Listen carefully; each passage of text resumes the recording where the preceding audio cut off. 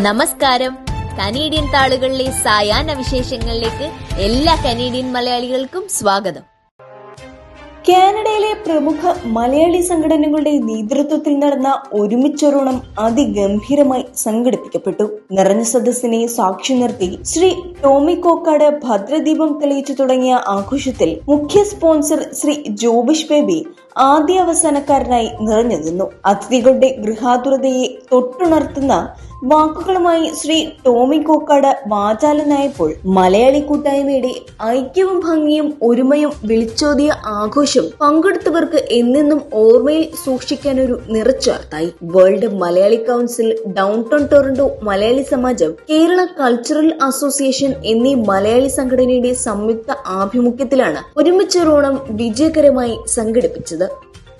Bank of Canada അതിന്റെ പലിശ നിരക്ക് 0.25% കുറച്ച് സെൻട്രൽ ബാങ്കിന്റെ ബെഞ്ച്മാർക്ക് പലിശ നിരക്ക് 4.25% കൊണ്ടുവന്നു. തുടർച്ചയായ മൂന്നാം പാദത്തിലും പലിശ നിരക്ക് കുറയ്ക്കാനായത് സമ്പദ് വ്യവസ്ഥ ശക്തി പ്രാപിക്കുന്നതിന്റെ ശുഭലക്ഷണമായി സാമ്പത്തിക വിദഗ്ധർ വിലയിരുത്തുന്നു. പ്രതീക്ഷിക്കപ്പെടും പോലെ പണപ്പെരുപ്പ നിരക്ക് കുറഞ്ഞാൽ ഇനിയും പലിശ നിരക്കിൽ ആശാവഹമായ ഇളവുകൾ പ്രതീക്ഷിക്കാമെന്ന് bank of Canada governor Tiff Macklem പ്രത്യാശ പ്രകടിപ്പിച്ചു.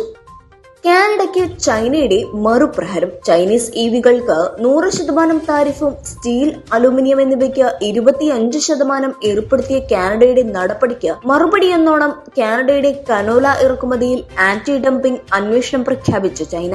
കനേഡിയൻ താരിഫുകളിലെ അസംതൃപ്തി പ്രകടമാക്കിയ ചൈന ലോക വ്യാപാര സംഘടനയെ സമീപിക്കാൻ ഒരുങ്ങുകയാണ് തങ്ങളെന്നും വ്യക്തമാക്കി. ജനപിന്തുണയില്ലാത്ത പ്രധാനമന്ത്രി ജസ്റ്റിൻ ട്രൂഡോ ലിബറൽ നേതാവായി തുടർന്നാൽ തുടർഭരണമെന്ന സ്വപ്നം പാഴ്ക്കീനാമാകുമെന്ന് LGBTQ+ ക്വീർ പ്രവർത്തകർ. പിയപ്പൊലി വരാതിരിക്കാൻ അടിയന്തരമായി ലിബറലുകൾ നേതൃമാറ്റം പ്രഖ്യാപിച്ച് 2025 തിരഞ്ഞെടുപ്പിനെ നേരിടണമെന്നും പിയപ്പൊലിവയുടെ നേതൃത്വത്തിലുള്ള ഒരു കൺസർവേറ്റീവ് ഗവൺമെന്റ് LGBTQ+ കമ്മ്യൂണിറ്റിക്ക് അപകടകരമാകുമെന്നും ക്വീർ വക്താക്കൾ ആശങ്ക പ്രകടിപ്പിച്ചു.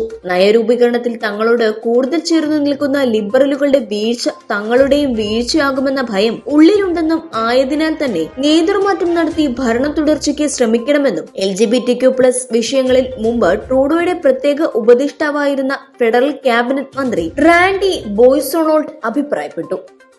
ഓന്റാരിയോയിൽ ഉടനീളമുള്ള 4100-ലധികം ഓന്റാരിയോ കൺവീനിയൻസ് സ്റ്റോറുകൾക്ക് വ്യാഴാഴ്ച രാവിലെ 7 മണി മുതൽ മദ്യം വിൽക്കാൻ അനുമതിയായിരിക്കുന്നു.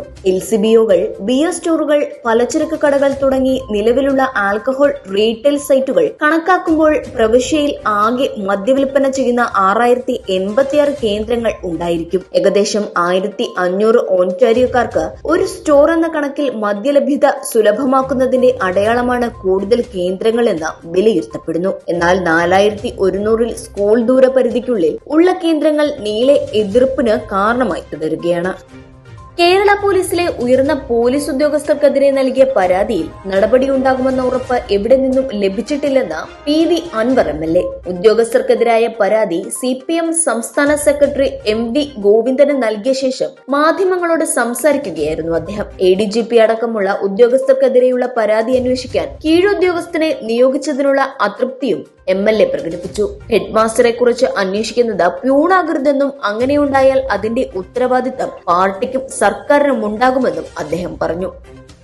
70ാമത് നെഹ്റു ട്രോഫി വള്ളംകളി സെപ്റ്റംബർ 28 ശനിയാഴ്ച പുന്നമടക്കായലിൽ നടക്കും. മുഖ്യമന്ത്രി പിണറായി വിജയൻ ഉദ്ഘാടനം ചെയ്യും. ഈ മാസം 28-ന് ജലമേള നടത്താൻ മുഖ്യമന്ത്രി അനുമതി നൽകിയതായി മന്ത്രി P പ്രസാദ് യോഗത്തിൽ അറിയിക്കുകയായിരുന്നു. വള്ളംകളി നടത്തുന്നതിലെ അനിശ്ചിതത്വം ബോട്ട് ക്ലബ്ബുകളുടെ പ്രതിഷേധത്തിന് ഇടയാക്കിയിരുന്നു. വയനാട് ദുരന്തത്തിന്റെ പശ്ചാത്തലത്തിൽ സാംസ്കാരിക പരിപാടികളോ മറ്റു ആഘോഷങ്ങളോ ഇല്ലാതെ വള്ളംകളി മാത്രമായിട്ടായിരിക്കും നടത്തുക. ഇന്നത്തെ കനേഡിയൻ സായാഹ്ന വിശേഷങ്ങൾ ഇവിടെ അവസാനിക്കുന്നു. ഇത് നിങ്ങളിലേക്ക് എത്തിച്ചത് Polaris dental Brampton, Latha Menon barrister solicitor of Menon law professional corporation, Keralakkari house Mississauga, Gopinathan Ponmanadiyil Rudraksha gem expert, Roy George broker of records. ഇവർക്കും നല്ലൊരു സായാഹ്നം നേർന്നുകൊണ്ട് കനേഡിയൻ താളുകൾക്ക് വേണ്ടി ഗാഥാ പ്രകാശ്. കൂടുതൽ കനേഡിയൻ വിശേഷങ്ങൾക്കായി ഞങ്ങളുടെ YouTube ചാനൽ സബ്സ്ക്രൈബ് ചെയ്യാൻ മറക്കരുതേ.